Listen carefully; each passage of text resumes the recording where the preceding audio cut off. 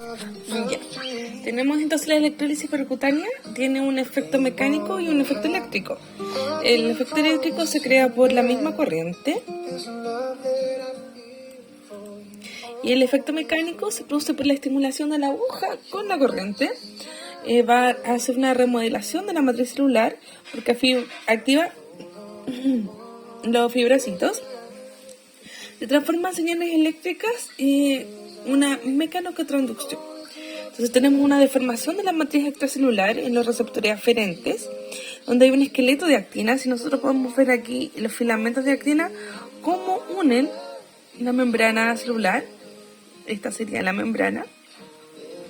Y se activa un fibrocito, se transforma, este fibrocito se va a transformar, fibroblasto se va a transformar en un miofibroblasto, y el miofibroblasto es contráctil a diferencia del fibrocito. Esto provoca una deformación en esta matriz celular. Se va a activar una cascada de transducción de señal, donde se activan las sinosas que dan expresión a los genes, que van a producir tensina C, colágeno 12 y la secreción de proteínas. El fibrocito, cuando reacciona con las células del tejido conectivo, también va a producir las metaloproteínas, que serían estas, las metaloproteínas, que van a producir una destrucción de la matriz celular, ya sea de colágeno, fibronectina, elastina y los factores de crecimiento. Y estas dos cosas en conjunto van a producir una reorganización de la membrana celular. Las modalidades que podemos aplicar la electrólisis percutánea va a depender de la intensidad y del tiempo. Puede ser una modalidad de alta intensidad y tiempos cortos, o por el contrario, de baja intensidad, tiempos prolongados, que se denominaría una modalidad de alta intensidad de tiempos cortos. Sería de 3 a 10 segundos de 1 miliamper. Para la reparación, esto se va a ocupar para la reparación de colágeno, ya sea tanto de estimulación local, tanto como segmental o cortical. En cambio, se considera tiempos prolongados, sea de 50 a 80 segundos, que va de 0,3 miliamper a 1 miliamper. Y el efecto analgésico se usa para efecto analgésico y estimulación local. Las respuestas asociadas a la electrólisis percutánea, lo primero es dolor. Tenemos que saber que no existe una electrólisis que sea indolora, pero lo que podemos hacer es manejar el nivel de dolor que vamos a generar. Por la inserción se va a producir el dolor por dos razones principales. Una por la inserción y manipulación de la aguja, y la otra por una corriente que estamos aplicando. El estudio reveló que realmente la intensidad con que se aplica no tiene que ver mucho en la intensidad de la percepción del dolor. Lo que sí era importante era el tipo de aguja que se ocupaba, y el tiempo prolongado aumentaba la percepción de dolor. Entonces, ¿cómo lo hacemos cómo llegamos a la fiesta en paz? ¿Cómo hacemos que esto de la electrólisis percutánea sea más tolerable para el paciente? Vamos a ver que hay factores tecnológicos. Obviamente, si tengo un mejor equipo, que hay generadores de corriente que son estables, hay otros que van a minimizar la oscilación de la corriente, hay otros que van a minimizar lo que el paciente lo perciba mejor, hace que el paciente lo perciba mejor cuando es mínima esta oscilación. Y manipuladores más ergonómicos van a minimizar el efecto pértiga de la aguja. Entonces, si tiene mejor tomada, va también a disminuir la percepción de dolor. Los factores metodológicos que disminuyen el dolor está la disminución del número de impactos, hace que la intensidad sea óptima. O sea, si nosotros queremos cortar una zona, si no nos pasamos de la intensidad, vamos a usar los impactos justos, ni más ni menos. Y esto va a traer disminución del dolor. Si no nos pasamos ni para arriba ni para abajo. Una estrategia de distracción, hablarle al paciente de otra cosa, o todo lo contrario, sino aumentar la percepción del paciente, como te voy a pinchar, te voy a hacer esto. Entonces eso va a aumentar la adrenalina que tiene el paciente, y esa adrenalina genera una hiperalgesia, ya que la adrenalina encadena a la generación de opiáceos. Tenemos una contraindicación, que sería el miedo a la aguja, porque no podemos trabajar con un paciente aterrado cuando viene a osteosíntesis, ya que al aplicarlo al implante podemos crear una reacción electrolítica del implante. Cuando hay marcapasos en las zonas cercanas, como por ejemplo el pectoral menor, puede influir en los latidos cardíacos.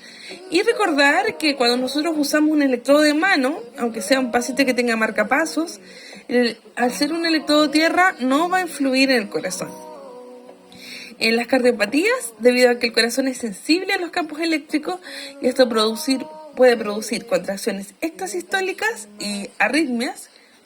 En el embarazo, durante el primer trimestre, en el proceso oncológico, las células pierden el control sobre el metabolismo y su reproducción. Y lo que hacemos con la electrólisis, provocamos influencia electroquímica. Entonces esto va a afectar mucho más el metabolismo y la producción, que ya se está produciendo en el proceso oncológico. En las tromboflebitis, porque no hay que intervenir el vaso, porque podemos provocar una destrucción del mismo. Y en las glándulas endocrinas, porque podemos provocar efectos que no deseamos. En las afecciones cutáneas, ya que la herida va a crear una pérdida de resistencia. Y esta pérdida de resistencia va a hacer que se concentre la electricidad en la zona.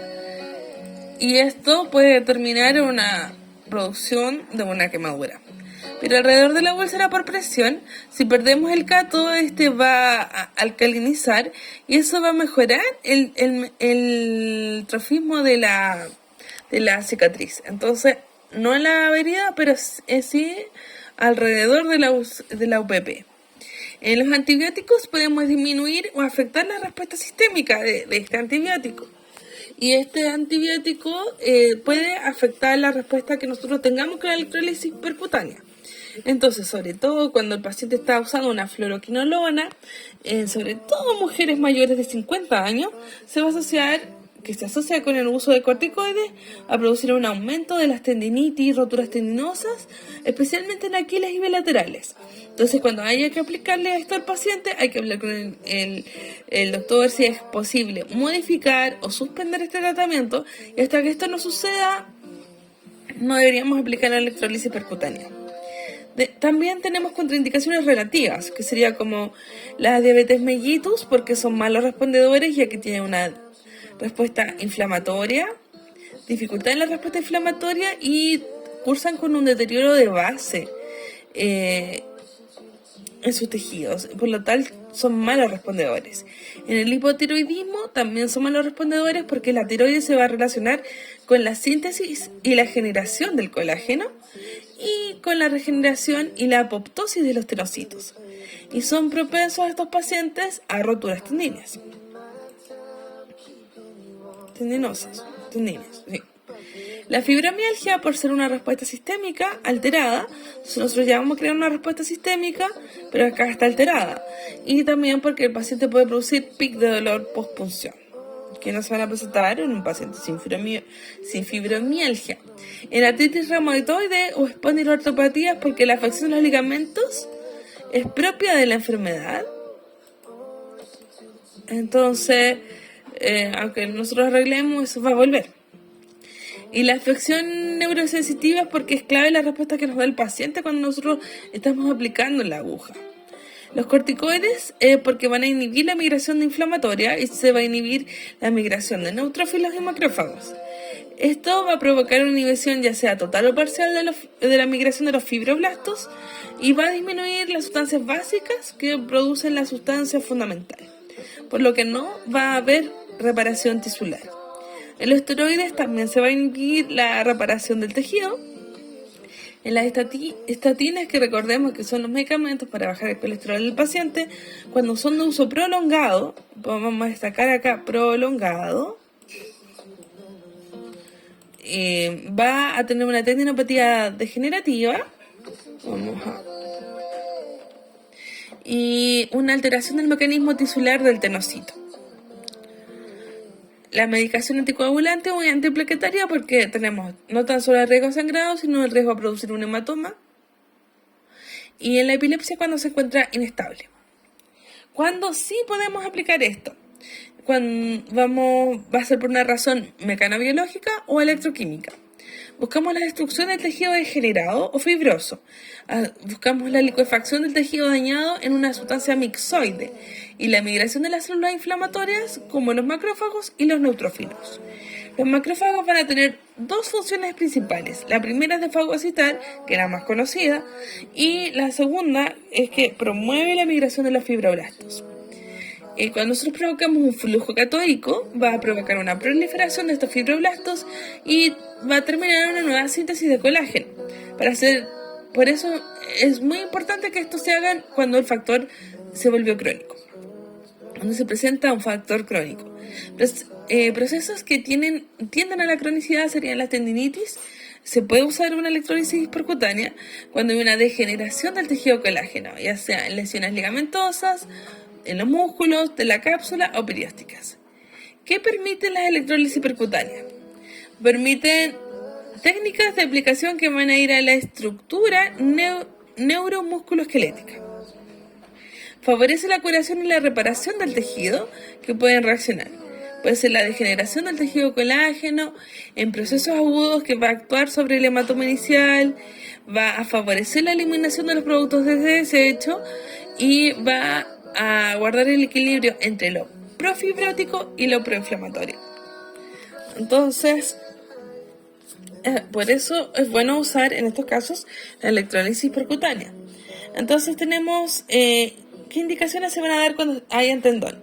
Cuando haya unas tendopatías intratisulares, que son crónicas, que van las tendinosis, o cuando hay una tendinopatía extracelulares, que son tendinomitis crónicas, o cuando hay tendinopatías quirúrgicas. Indicaciones del tendón. En el proceso de la lesión aguda y la lesión crónica en el músculo, o cuando hay un síndrome miofacial y en el síndrome pseudocompartimental. Acá le falta una línea. En el ligamento, cuando la lesión es aguda y crónica, en la lesión aguda crónica,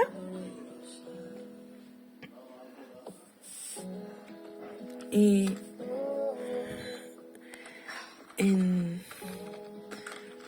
en la crónica, en la bursa, cuando hay una bursitis crónica, en las lesiones capsulares, cuando hay una alteración facial y problemas sinoviales, y en la articulación temporomandibular de la rodilla, cuando la cápsula se retrae, cuando hay pisamiento anterior del tobillo y cosas así, cuando hay fascitis plantar, cuando hay cicatrices, pinzamientos femoroacetabular, los ganglios acetabulares, como se presenta acá en la foto, cuando hay quistes parameniscales, como sería acá en la rodilla, o el típico quiste de Baker.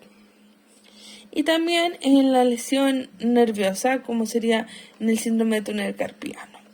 Con toda esta situación nos veríamos beneficiados de usar la electrólisis percutánea. Estaríamos listos con el primer capítulo de electrólisis percutánea.